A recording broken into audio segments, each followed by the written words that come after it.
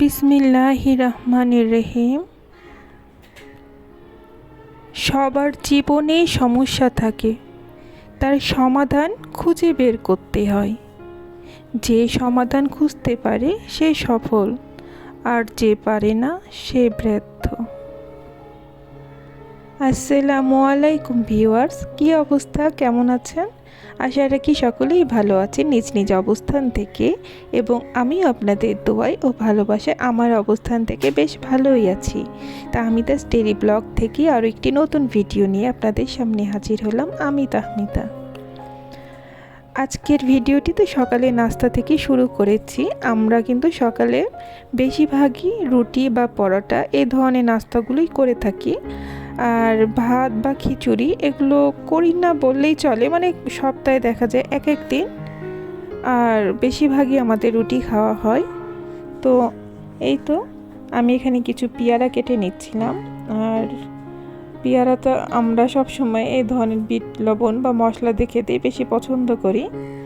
তো খাওয়া দাওয়ার পর্ব তো শেষ হলো, এবার কাজের পর্বে যাওয়া যাক। তো আমি আমার লিভিং রুমটাকে আজকে একটু সুন্দর করে গুছিয়ে নিব, আর বেডশিটটা অনেক দিন থেকে ওঠানো হয় না, তো উঠিয়ে নিব।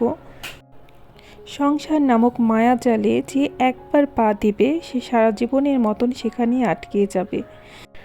ভালোবাসা, মায়া, মমতা দিয়ে এই যে আমাদের সংসারটা একটু একটু করে গড়ে তুলেছি, এই যে মায়াজাল থেকে বের হয়ে আসা কি এতটাই সম্ভব? খুব সহজে কিন্তু সম্ভব না। একমাত্র মৃত্যুই পারে আমাদেরকে এই মায়াজাল থেকে বের করে আনতে। তবে সবার ক্ষেত্রে এটা প্রযোজ্য নয়।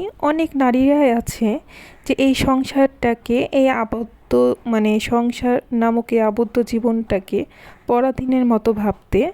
তো এই পরাধীনের শিকল থেকে বের হয়ে আবার অনেকেই মুক্ত হয়ে বাঁচতে চায়, ভাবে যে এই জীবনটা অনেক আবদ্ধ, অনেকটাই পরাধীনের মতো। তো আসলে আমাদের কাছে কিন্তু এই পরাধীন জীবনটাই ভালো লাগে। তো সবার পছন্দ, সবার রুচি, সবার মতামত কিন্তু এক নয়। তো এক একটা নারী বা এক একটা মানুষ এক এক ধরনের।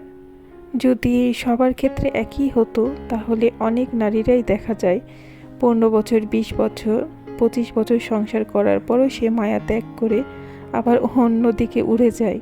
তো জানি না তারা কেমন বা কী মনের মানুষ। তো আমি তো শুধু আমার মতো মানুষগুলোর কথাই বলি, বা আমি নিজে যেমন আমি সেটাই ভাবি যে সবাই মনে হয় আমার মতোই। আমি এখানে কাউকে কোনো কথা উদ্দেশ্য করে বলছি না। তো আমার কথার মধ্যে যদি কোনো ভুল ত্রুটি হয়ে থাকে তো প্লিজ ক্ষমা সুন্দর দৃষ্টিতে দেখবেন। আসলে আজকাল সমাজে এই ধরনের ঘটনাগুলোই অহরহ ঘটে, তাই আজকে আমি আমার ভিডিওতে একটু বললাম।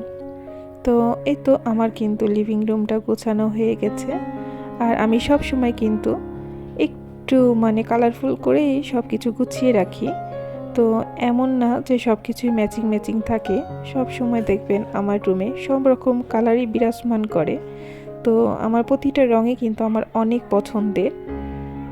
এই তো আমি এখন আমার সেন্টার টেবিলটাকে একটু সুন্দর করে গুছিয়ে নেব। তো সব সময় আমি এই যে আমার ফলের ঝুড়িটাই এখানে রাখি। আমার এটা কেন যেন অনেক ভালো লাগে, কারণ আমার রুমের সাথে অনেকটা ম্যাচ হয়, সব রকম রং এই ফলের ঝুড়িটাতে আছে। এই যে সোফার কর্নারে যে আমার একটা টিভির টলি আছে, তার উপরটাও কিন্তু আমি সব সময় সব রকম রং মিশিয়ে সাজিয়ে রাখতে পছন্দ করি। এই যে আমার ম্যাটগুলো আছে, ম্যাটগুলো কিন্তু বিভিন্ন উলের সুতা দিয়ে করা। তো এই ধরনের কালারফুল জিনিসগুলো কিন্তু অনেক আকর্ষণীয় লাগে, রুমটাকে কিন্তু অনেক গর্জিয়াস করে রাখে। তো এই যে আমার মেয়ের হাতে তৈরি একটা পেন্টিং, তো এটা সব সময় আমার রুমটাকে আরও সুন্দর করে তোলে। এখন পর্যন্ত যে সকল আপু ও ভাইয়ারা আমার এই ভিডিওটির সাথেই আছেন, আশা রাখি আমার কোন ভিডিওর কোনো একটি অংশ আপনার কাছে ভালো লেগেছে। আর এই ভালো লাগার থেকে প্লিজ আমার ভিডিওটিতে একটি লাইক দিয়ে দিবেন। আবার আপনার একটি লাইক কিন্তু আমার ভিডিওর জন্য অনেক অনেক অনেক বেশি দরকার। তো একটি লাইকের মাধ্যমে কিন্তু একটি ভিডিও আরও 10 জনের কাছে পৌঁছে যায়। আর বেশি ভালো লেগে থাকলে আমার চ্যানেলটিকে সাবস্ক্রাইব করে আমার চ্যানেলের পাশেই থেকে যেতে পারেন। আপনি যদি এই কাজটি আগেই করে থাকেন তো আপনাকে জানাই অসংখ্য অসংখ্য ধন্যবাদ ও মন থেকে দোয়া। তো এই তো সারা বাড়ি গুছিয়ে তারপরে আমি ওয়াশিং মেশিনে কাপড়ও দিয়েছি কাচতে। এখন আমি চলে আসলাম রান্নাতে। এখানে আমি পটলটাকে ভেজে নিচ্ছি। বেসন, চালের গুঁড়ো আর সব ধরনের মশলা একসাথে মাখিয়ে আমি পটলগুলোকে এক এক করে ভেজে নিচ্ছি। তো এত সুন্দর হয়েছিল খেতে যে কি বলবো। আমি এই রেসিপিটি শিখেছি সুরভি আপুর ব্লগ দেখে। তো উনি এই ধরনের রেসিপি তার ভিডিওতে আপলোড করেছিল, তো আমি সেই ভিডিওটা কিন্তু দেখেছিলাম।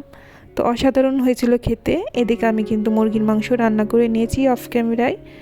আর এই তো দুপুরের খাওয়া দাওয়া আমাদের এই দিয়েই ছিল আজকে। আর এটা সন্ধ্যার পর্ব, তো এখানে কিছু আমি চাল ভাজা আর চিড়া ভাজা করেছিলাম। তো বর্ষাকালে কিন্তু এই ধরনের জিনিস খেতে ভালো লাগে। আসসালামু আলাইকুম, আল্লাহ হাফেজ।